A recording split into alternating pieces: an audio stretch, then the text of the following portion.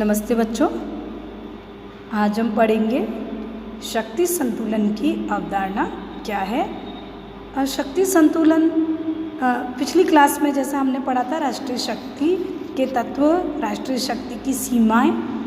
तो राष्ट्रीय शक्ति की उन सीमाओं में शक्ति संतुलन भी एक महत्वपूर्ण सीमा है, या हम शक्ति संतुलन को राष्ट्रीय शक्ति पर एक महत्वपूर्ण प्रतिबंध या अंकुश मान सकते हैं। तो शक्ति संतुलन की अवधारणा एक ऐसी अवधारणा है जो कि राष्ट्रों की शक्ति को संतुलित रखने का काम करती है, ताकि अंतर्राष्ट्रीय स्तर पर या अंतर्राष्ट्रीय राजनीति में या विश्व में किसी भी प्रकार का युद्ध, विवाद या संघर्ष की स्थिति उत्पन्न न हो। तो शक्ति संतुलन की अवधारणा के बारे में आज हम पढ़ेंगे बच्चों। शक्ति संतुलन का क्या अर्थ है, क्या परिभाषा है उसकी, शक्ति संतुलन किस प्रकार की अवधारणा है, अंतर्राष्ट्रीय राजनीति में विद्वान उसका किस प्रकार का विश्लेषण करते हैं, या फिर अंतर्राष्ट्रीय संबंधों में शक्ति संतुलन की अवधारणा को किस रूप में विश्लेषित किया जाता है, या उसको राष्ट्रीय शक्ति पर प्रतिबंध के रूप में किस प्रकार इस अवधारणा को समझा जाता है, तो उसके बारे में हम चर्चा करेंगे। तो शक्ति संतुलन अंतर्राष्ट्रीय राजनीति में पिछली कई शताब्दियों से एक महत्वपूर्ण भूमिका में रहा है। शक्ति संतुलन की अवधारणा को हम अंतर्राष्ट्रीय संबंधों का और अंतर्राष्ट्रीय राजनीति का एक मौलिक सिद्धांत और एक आधारभूत नियम मान सकते हैं, जो कि अंतर्राष्ट्रीय राजनीति को और राष्ट्रों के आपसी संबंधों को संचालित करता है। शक्ति संतुलन का अभिप्राय या तात्पर्य यह है कि विभिन्न राज्यों की शक्ति जो है दो समान भागों में समान रूप से, दो पक्षों में समान रूप से बटी रहे। इसमें कोई भी एक पक्ष या एक राज्य या राष्ट्र अन्य राज्यों पर शक्ति की दृष्टि से हावी न हो। वह राज्य अपनी शक्ति की दृष्टि से इतना शक्तिशाली या इम्बैलेंस न हो कि वह दूसरों पर हमला करे, आक्रमण करे, या दूसरे राज्यों को दबाने का या उनको पराजित करने का प्रयास करे या समर्थ हो। कहने का तात्पर्य यह है कि शक्ति संतुलन की अवधारणा का जो अर्थ है वो इस सिद्धांत में निहित है कि दो राज्यों की जो शक्ति है, या जो दो राज्यों का पलड़ा, जैसे तुला के जो दो पलड़े होते हैं, अगर उसमें एक बहुत ज़्यादा ऊपर है, एक बहुत ज़्यादा नीचे है, तो असमान हुआ, असंतुलन हुआ। तुला के दोनों पलड़े अगर बराबर होंगे तो वो स्थिति बैलेंस में होगी। तो उसी प्रकार दो राज्य अगर शक्ति की दृष्टि से समान बने रहें तो उसको हम शक्ति संतुलन कहेंगे। जैसे तुला के दो पलड़े समान होने पर वो संतुलित बने रहते हैं, उसी प्रकार विभिन्न राज्यों में एक साम्यावस्था होनी चाहिए। विभिन्न राज्यों में यह साम्यावस्था उनमें संधि और समझौतों के द्वारा आती है। तो कोई एक देश अन्य राज्य से ज़्यादा ताकतवर नहीं होना चाहिए, जिससे कि विश्व में अशांति, युद्ध, विवाद या संघर्ष की स्थिति उत्पन्न हो। यदि कोई देश अन्य देशों की तुलना में अधिक शक्तिशाली है तो यह उस राष्ट्र के लिए भी संकट का विषय है और विश्व के लिए भी संकट का विषय है। तो एक टाइम था जब हिटलर और मुसोलिनी के नेतृत्व में जो एक शक्ति का जो एक केंद्र बना, वो यूरोप के लिए, यूरोप के अन्य राज्यों के लिए खतरा बना।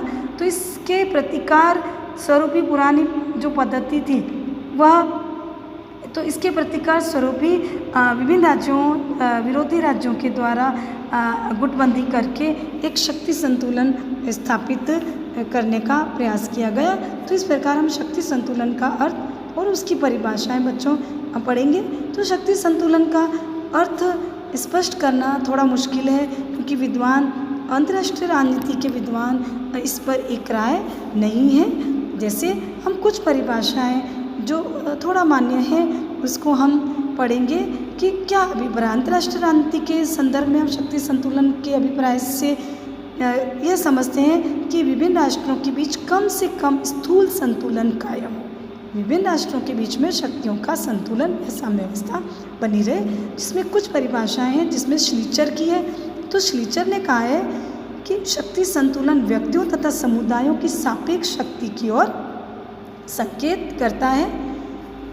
इसमें हम इसकी कॉल्डन की परिभाषा पढ़ेंगे कि एक राष्ट्र को स्वयं अपनी और अपने पड़ोसी राष्ट्रों की स्वतंत्रता की रक्षा के लिए शक्ति संतुलन की स्थापना करने के लिए सदैव प्रयत्नशील रहना चाहिए। स्वतंत्रता, शांति, स्थिरता और सार्वजनिक सुरक्षा के लिए शक्ति संतुलन आवश्यक है, क्योंकि एक निश्चित सीमा के बाद एक राज्य की बढ़ती हुई शक्ति अन्य सभी राज्यों को प्रभावित करने लगती है।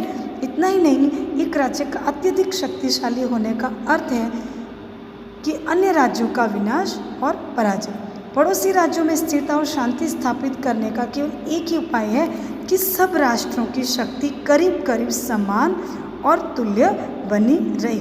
तो इस प्रकार कॉल्डन की परिभाषा शक्ति संतुलन के बारे में बहुत कुछ स्पष्ट करती है कि शक्ति संतुलन की जो अवधारणा है वो शांति, स्थिरता और राष्ट्रों की स्वतंत्रता और उसकी सुरक्षा से संबंधित है। तो इसके लिए राष्ट्रों की स्वतंत्रता, सुरक्षा और वहाँ शांति बनी रहे, इसके लिए ज़रूरी है कि राष्ट्रों का शक्ति संतुलन बना रहे, उनकी शक्ति में समानता हो।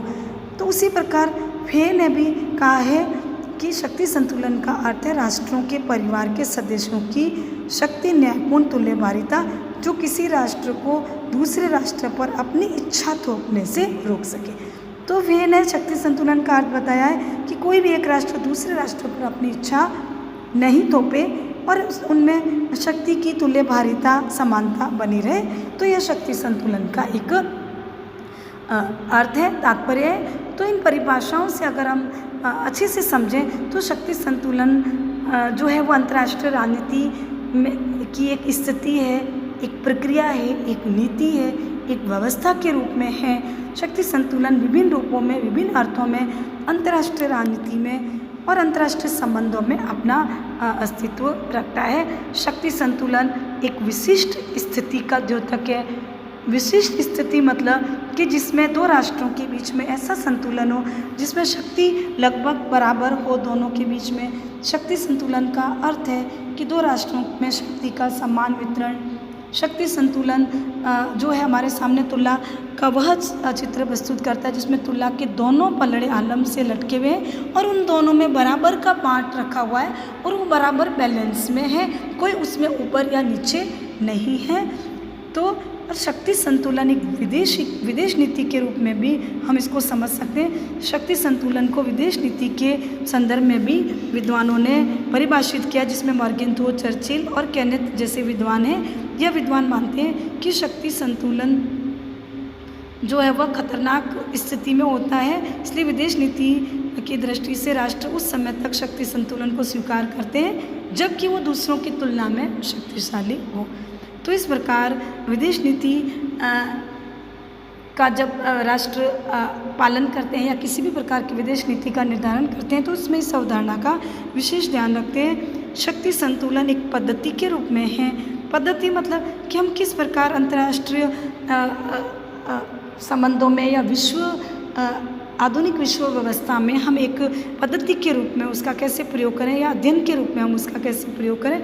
तो Martin White, Taylor, Charles Lerch जैसे विद्वान शक्ति संतुलन को एक पद्धति के रूप में परिभाषित करते हैं, जिसमें कि आधुनिक विश्व में जहाँ बहुत सारे राज्य हैं उसका अंग, तो उसमें शक्ति संतुलन द्वारा एक विश्व व्यवस्था की स्थापना की जा सकती है। तो इस प्रकार शक्ति संतुलन विभिन्न अर्थों में अपना एक महत्व रखता है या उसको परिभाषित किया गया है, जिसमें अर्नेस्ट हॉस जैसे विद्वान ने भी शक्ति संतुलन की अवधारणा को समझाने का प्रयास किया, जिसमें उसने कहा कि शक्ति संतुलन का तात्पर्य होता है शक्ति का वितरण होना।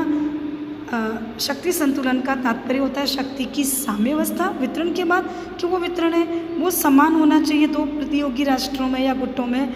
शक्ति संतुलन का अभिप्राय शक्ति की प्रबलता भी हो सकता है।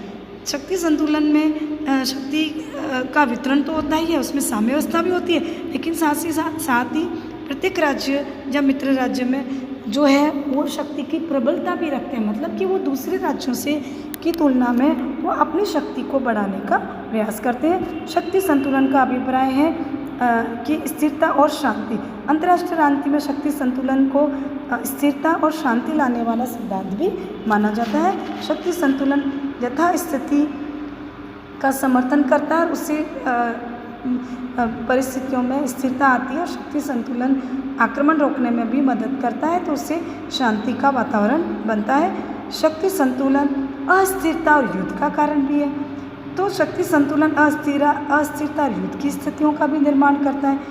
प्रथम विश्व युद्ध का कारण ही यही था कि जर्मनी को यही गलतफहमी थी कि उसकी शक्ति उसके विरोधियों से ज़्यादा है, वो दूसरों की शक्तियों को संतुलित कर सकता है। तो शक्ति संतुलन से भय, अविश्वास, संघर्ष और युद्ध का वातावरण भी बन सकता है, अस्थिरता का वातावरण भी बन सकता है, जिसका परिणाम युद्ध होता है। शक्ति संतुलन का अभिप्राय शक्ति की राजनीति भी होता है। शक्ति संतुलन वस्तुतः एक ऐसा संघर्ष है जो शक्ति के लिए संघर्ष है या शक्ति को प्राप्त करने का संघर्ष है।